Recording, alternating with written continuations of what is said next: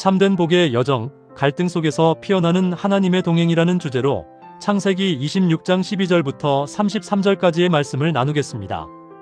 우리는 복에 대해 종종 오해하곤 합니다. 복을 받으면 삶의 모든 갈등이 사라지고 그저 편안해져야 한다고 생각하기 쉽습니다. 세상이 말하는 복의 핵심은 갈등의 부재와 무조건적인 편안함에 있으며 그 목적은 나 개인의 완전한 만족과 안락에 있습니다. 그러나 이러한 평안은 환경이 조금이라도 흔들리면 쉽게 무너지는 특징을 가지고 있습니다. 반면 성경이 말하는 복의 핵심은 갈등 속에서도 끊어지지 않는 하나님의 동행이며 그 목적은 내 삶을 통해 하나님의 살아계심을 증언하는 데 있습니다. 그 결과 원수조차 평화를 구하게 만드는 견고한 회복이 나타나게 됩니다. 언약의 상속자 이삭은 어떤 사람이었을까요? 그는 흉년을 피해 도망치고 죽음이 두려워 아내 리브가를 누이라고 속인 평범하고 부족한 연약한 인간이었습니다. 아버지 아브라함의 실수를 그대로 반복하는 연약함을 지닌 사람이었죠. 그럼에도 불구하고 이삭은 언약의 상속자였습니다. 하나님이 아브라함에게 주셨던 약속, 즉 땅과 자손, 만민의 복을 이어가기로 선택하신 은혜의 통로였습니다.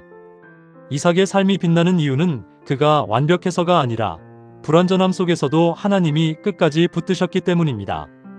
이삭의 번영이 시작되자 세상의 시기가 따랐습니다. 창세기 26장 12절에 기록된 100배의 결실은 이삭의 농사 기술이 아니라 척박한 그랄 땅에서 하나님이 부어주신 초자연적인 은혜의 결과였습니다. 이처럼 번영의 흔적이 너무나 뚜렷하여 블레셋 사람들의 두려움과 시기를 불러일으켰습니다. 급기야 아비멜렉 왕은 네가 우리보다 크게 강성한즉 우리를 떠나라는 치명적인 추방 명령을 내립니다. 하나님의 복은 언제나 박수만 불러오지 않습니다. 때로는 우리를 거센 시기와 질투의 한가운데로 밀어넣습니다. 고대 근동 사막에서 우물은 특별한 의미를 가집니다. 첫째, 영토와 소유권을 상징합니다. 건조한 기후에서 우물을 소유하는 것은 곧 그 땅에 대한 지배권과 법적 권리를 의미했기 때문입니다. 둘째, 생명과 생존 그 자체였습니다. 물이 없으면 가축도 사람도 죽음뿐인 척박한 환경에서 우물은 단순한 편의가 아닌 생존에 직결되는 요소였습니다. 따라서 블레셋이 아브라함의 우물을 흙으로 메운 것은 단순한 괴롭힘이 아니라 사실상의 생존권 박탈이자 명백한 영토권 무효와 시도와 같은 치명적인 위협이었습니다. 이삭은 밀려남의 연속 속에서 양보의 여정을 걸었습니다. 첫 번째 우물은 에색, 곧 다툼이라는 이름이 붙었습니다. 이삭이 새 우물을 팠으나 그랄 목자들과 소유권 분쟁이 발생했고 그는 맞서 싸우지 않고 우물을 포기했습니다. 두 번째 우물은 신나, 즉 대적함이었습니다. 다시 파낸 우물에서도 단순한 다툼을 넘어 적대감과 증오로 갈등이 더욱 깊어졌고 이삭은 또다시 물러섰습니다. 마침내 르호봇, 넓은 곳이라는 이름의 우물을 얻게 됩니다. 창세기 26장 22절에는 이제는 여호와께서 우리를 위하여 넓게 하셨으니 이 땅에서 번성하리로다라고 기록되어 있습니다. 이삭은 자기 힘으로 빼앗으려 하지 않고 배짱 있는 온유함으로 하나님이 여시는 자리까지 묵묵히 걸어갔습니다. 여기서 우리는 첫 번째 통찰을 얻습니다. 참된 복은 갈등이 전혀 없는 편안한 삶이 아닙니다. 오히려 극심한 갈등 속에서도 길을 여시고 마침내 넓은 자리인 르호봇으로 인도하시는 하나님의 지칠 줄 모르는 손길이 바로 참된 복입니다. 이삭은 다툼이 끝난 르호봇에 안주하지 않고 아버지 아브라함의 영적 고향이자 맹세의 자리인 브엘세바로 올라갑니다. 이는 방황을 끝내고 언약의 중심으로 들어가는 결정적인 전환점입니다. 그 밤에 여호와께서 그에게 나타나 이르시되 나는 내 아버지 아브라함의 하나님이니 두려워하지 말라. 내가 너와 함께 있어 내게 복을 주어 번성하게 하리라. 창세기 26장 24절의 말씀처럼 하나님은 문제 해결책을 길게 설명하지 않으십니다. 복의 핵심은 환경의 안정이 아니라 하나님의 임재 그 자체이기 때문입니다. 하나님은 이삭에게 세 가지 약속을 재확증해 주셨습니다. 첫째, 가나안 땅입니다. 후손이 거주할 영토이자 약속이 성취될 구체적인 무대입니다. 둘째, 무수한 자손입니다.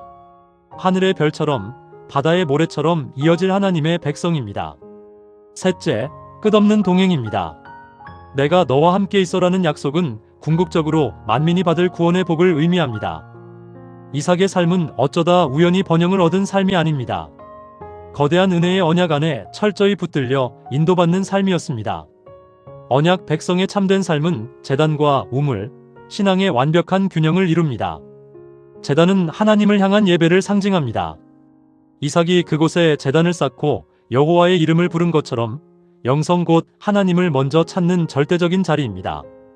반면 우물은 오늘을 살기 위한 현실을 의미합니다.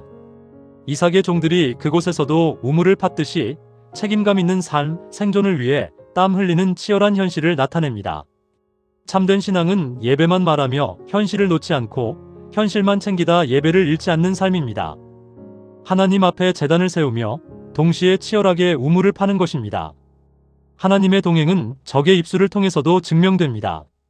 이삭을 두려워하며 냉정하게 내쫓았던 블레셋 왕 아비멜렉이 군대 장관을 대동하고 직접 찾아와 평화의 언약을 간구합니다. 아비멜렉은 창세기 26장 28절에서 우리는 여호와께서 당신과 함께 하시는 것을 분명히 보았습니다. 우리와 이삭 사이에 맹세가 있어야겠다 생각했습니다라고 고백합니다. 믿음의 사람은 내 손으로 억울함을 갚지 않아도 됩니다. 하나님께서 친히 원수의 입을 통해 내가 누구 곁에 서 있는지 증명해 주시기 때문입니다. 이삭은 잔치와 맹세를 통해 자기를 부인하는 평안을 보여줍니다.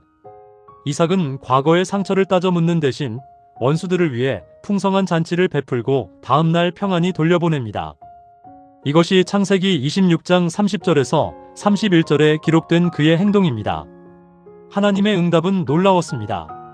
화친을 맺은 바로 그날 종들이 새로운 우물인 세바에서 물을 얻었다고 보고합니다. 이는 자기를 부인하고 기꺼이 내어주는 온유함이 결국 사탄의 다툼을 끝내고 세상 속에 평화를 심는다는 의미입니다. 하나님은 관계의 평안뿐만 아니라 삶의 실제적인 필요, 곧 우물도 채우십니다. 여기서 우리는 두 번째 통찰을 얻습니다. 하나님이 내게 복을 주시는 궁극적인 목적은 나 개인의 안락함에 머물지 않습니다. 내 삶 전체가 세상 사람들에게 하나님이 살아계심을 보여주는 부인할 수 없는 증언이 되게 하려는 것입니다. 이삭은 복을 받았으나 아버지의 약점을 반복했고 훗날 가정의 깊은 갈등을 겪는 불완전하고 연약한 그림자 같은 인간이었습니다. 그러나 예수 그리스도께서는 갈등을 피하는 쉬운 길이 아니라 기꺼이 자기를 내어주는 십자가의 길을 지나 영원한 생수인 구원을 내어주신 복의 참된 완성이십니다. 은혜를 받았다고 해서 우리 삶이 즉시 완벽해지는 것은 아닙니다. 복과 성숙은 자동으로 일치하지 않습니다. 우리는 여전히 불완전하지만 완전하신 예수님을 표대 삼아 그분이 걸어가신 길을 따라 걸어갈 뿐입니다. 이 말씀을 통해 우리 자신에게 몇 가지 질문을 던져봅시다. 첫째, 나는 하나님의 복을 그저 고통 없는 편안함으로만 오해하며 구하고 있지는 않습니까?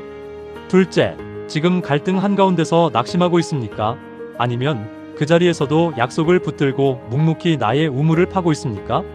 셋째, 오늘 나의 삶은 세상 사람들에게 하나님의 살아계심을 보여주는 살아있는 증언이 되고 있습니까?